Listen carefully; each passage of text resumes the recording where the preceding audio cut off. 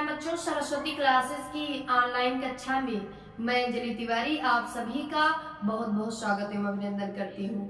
बच्चों, आज मैं आप लोगों के समक्ष बहुव्रीहि समास को लेकर उपस्थित हूँ, जो कि आपकी परीक्षा की दृष्टि से बहुत ही ज्यादा महत्वपूर्ण है। कक्षा 10 व कक्षा 12 वाले विद्यार्थियों के लिए भी और जितने भी प्रतियोगी परीक्षा में भाग लेने वाले विद्यार्थी हैं उनके लिए भी ये समास बहुत ही ज्यादा लाभप्रद है और परीक्षा में उन्हें अच्छे अंक दिलाने में उनकी मदद करेगा। तो आइए बच्चों, हम लोग बहुव्रीहि समास को देखते हैं, उसकी परिभाषा क्या है और बहुव्रीहि समास के कुछ उदाहरणों को हम और आप इस वीडियो में जानेंगे। तो आइए अविलंब हम अपने बहुव्रीहि समास की ओर बढ़ते हैं। बच्चों देखिए, आज का हमारा टॉपिक है बहुव्रीहि समास। पहले देखते हैं बहुव्रीहि लिखा कैसे जाएगा। देखिए बच्चों, बहुत सारे बच्चे कंफ्यूज हो जाते हैं, बहुव्रीहि शब्द को लिखते हैं, तो ऐसा बिल्कुल नहीं है, वो गलत है बिल्कुल। देखिए कैसे लिखा जाएगा बहुव्रीहि। बहुव्रीहि शब्द होता है बच्चों, बा नहीं होता है, वाह होता है। बहुव्रीहि शब्द होता है शुद्ध।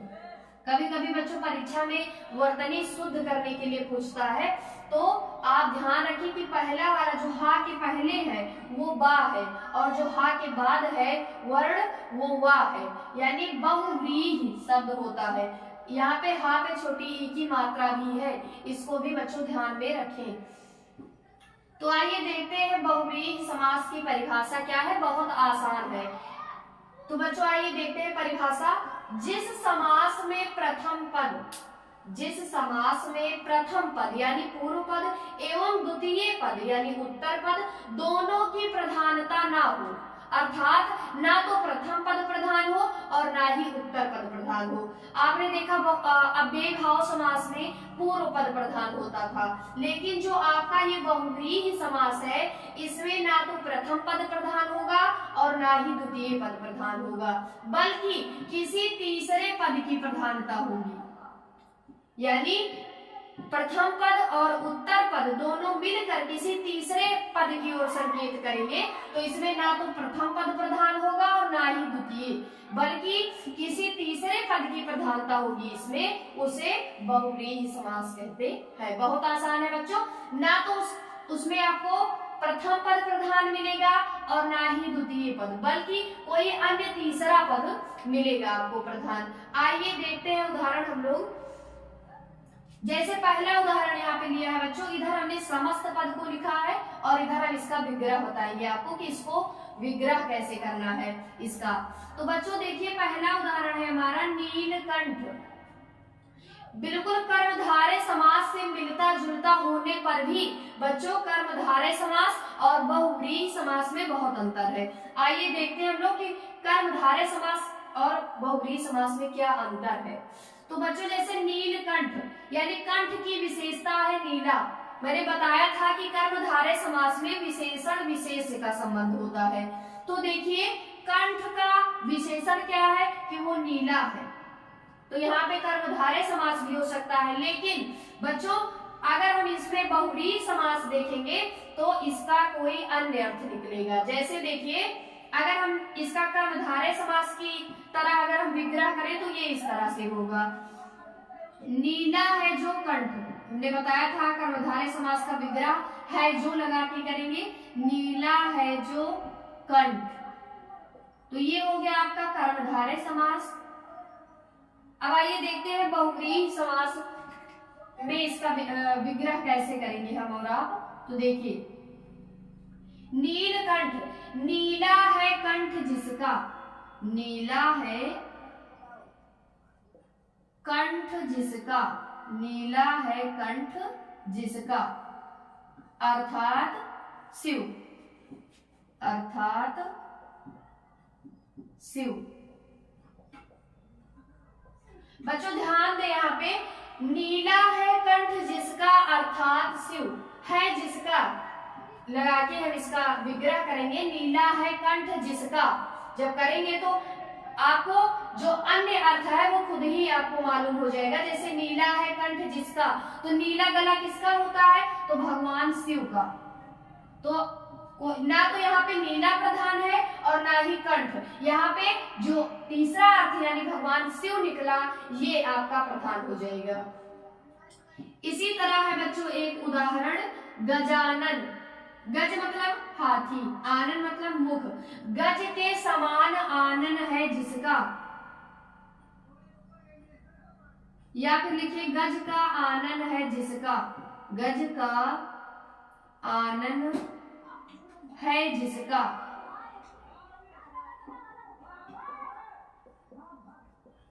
अर्थात गणेश, गणेश जी, अर्थात गणेश जी। बच्चों गजानन आपने सुना होगा, गजानन किसे कहते हैं? गणेश जी को कहते हैं। तो गजानन जब हम कहेंगे तो इसका मतलब ये नहीं है कि गज के मुख को बताना यहाँ पे बताया जा रहा है, बल्कि गजानन कहने से किसका बोध हो रहा है? तो गणेश जी का बोध हो रहा है। गज का आनन है जिसका, अर्थात कौन? गणेश जी। तो यहाँ पे गणेश जी ये प्रधान हो जाएंगे, ना कि गज और आनन नहीं, बल्कि गणेश जी जो तीसरा पद है उसकी प्रधानता है यहाँ पे बच्चों। देखिए बच्चों एक उदाहरण और है, त्रिनेत्र। तीन है नेत्र जिसके, या तीन है नेत्र जिनके, तीन है नेत्र जिनके, तीन है नेत्र जिनके, अर्थात बच्चों तीन नेत्र किसके हैं? तो भगवान शिव के हैं। तो यहाँ पे इसका जो अन्य पद हो जाएगा वो हो जाएगा शिव। तीन है नेत्र जिनके, अर्थात शिव। और यहाँ पे बच्चों अगर आप देखें तो नेत्र के पहले संख्यावाची शब्द आया है। तो आपने जब द्विगु समास मैंने आपको पढ़ाया था तो मैंने बताया था बच्चों आपको कि द्विगु समास में पहला पद जो होता है वो संख्यावाची होता है। तो देखिए यहाँ पे नेत्र की आगे त्रि मतलब तीन, अर्थात तीन नेत्रों का समाहार भी तो हम कर सकते हैं। लेकिन बच्चों जब आपको त्रिनेत्र दिया जाएगा परीक्षा में, तो अगर आपको बहुव्रीहि समास ऑप्शन में दिया जाएगा तो आपको द्विगु समास नहीं दिया जाएगा, और अगर द्विगु मिलेगा तो आपको बहुव्रीहि नहीं मिलेगा। और अगर आपको अगर बहुव्रीहि दिया है तो त्रिनेत्र में बहुव्रीहि वाला ऑप्शन करेक्ट करना है। अगर आपको द्विगु मिल गया तो आपको द्विगु वाला ऑप्शन करेक्ट करना है।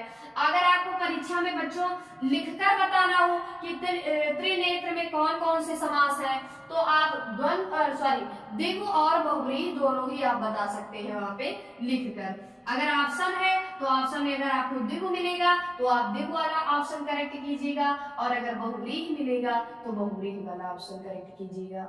इसी तरह बच्चों अगला उदाहरण है हमारा पीतांबर। पीतांबर में बच्चों कर्मधारय अगर पीतांबरम संस्कृत में अगर पीतांबरम रहेगा तो वहां पे कर्मधारय समास होगा। इसको बच्चों ध्यान रखिए, बहुत सूक्ष्म अंतर है कि अगर पीतांबरम रहेगा, पीतांबरम, तो बच्चों ये कर्मधारय समास होगा। इसका विग्रह होगा पीतम अंबरम, पीतम अंबरम। और यदि बच्चों पीतांबरः हो, पीतांबरः, तो पीतम अंबरम यस्य सः हो जाएगा, पीतम अंबरम यस्य सः। पीला है वस्त्र जिसका, अर्थात वह कौन? अर्थात भगवान विष्णु या भगवान श्री कृष्ण, क्योंकि दोनों के ही वस्त्र कैसे हैं? पीले हैं। तो अगर बच्चों पीतांबरम दिया है तो जान लीजिएगा कर्मधारय समास है, और अगर पीतांबरः दिया है तो पीतम अंबरम यस्य सः, अर्थात श्री कृष्ण या फिर भगवान विष्णु। तो पीतांबरम पता चल गया होगा आप सभी को बच्चों। तो देखिए यहाँ पे केवल ओनली पीतांबर दिया है आपको, ओनली पीतांबर। तो पीला है वस्त्र जिसका, अगर आपको ऑप्शन में कर्मधारय समास दिया है तो आप कर्मधारय समास पे करेक्ट कीजिए। अगर आपको बहुव्रीहि समास दिया है तो बहुव्रीहि समास पे आप करेक्ट कीजिए। तो यहाँ पे ओनली पीतांबर दिया है, आप बहुव्रीहि समास पढ़ रहे हैं तो आप बहुव्रीहि समास ही कीजिए।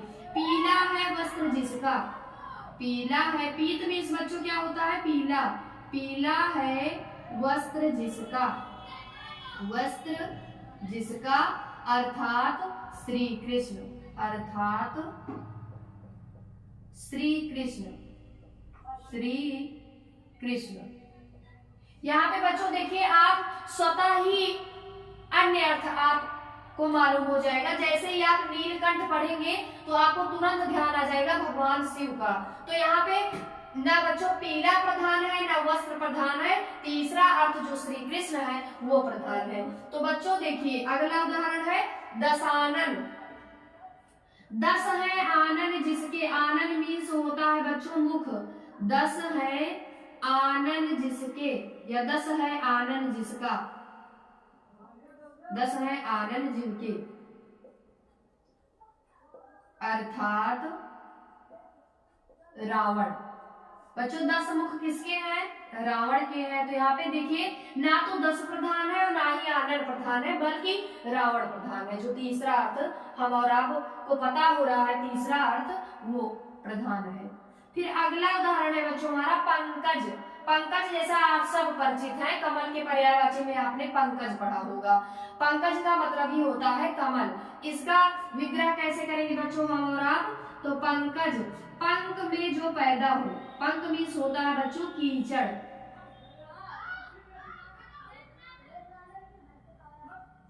कीचड़। पंख में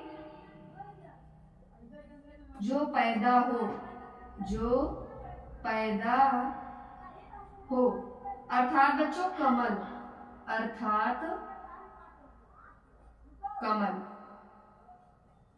तो बच्चों इसी तरह आप ढेर सारे उदाहरणों को बहुव्रीहि समास के अपने पाठ्य पुस्तक में आपके दिए होंगे, उनको ढेर सारा आप उदाहरण जितने भी दिए हैं आप उनको अच्छे ढंग से पढ़िए और अपना मूल्यांकन कीजिए कि आप कहाँ तक आपने बहुव्रीहि समास को कितने अच्छे ढंग से समझा और कितना आप अच्छे ढंग से उसे समझ पाए हैं। तो बच्चों बहुव्रीहि समास जिस समास में प्रथम पद एवं द्वितीय पद दोनों की प्रधानता ना हो बल्कि तीसरे पद की प्रधानता हो, उसे बहुव्रीहि समास कहते हैं।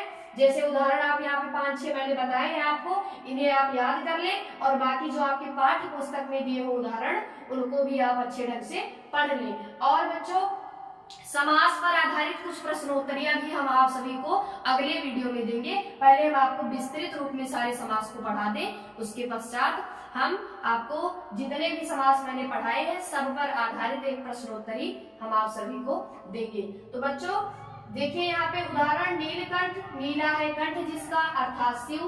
गजानन, गज का है आनंद जिसका अर्थात गणेश जी। त्रिनेत्र, 3 है नेत्र जिनके अर्थात शिव। पीतांबर, पीला है वस्त्र जिसका अर्थात श्री कृष्ण। दशानन, 10 है आनंद जिनके अर्थात रावण।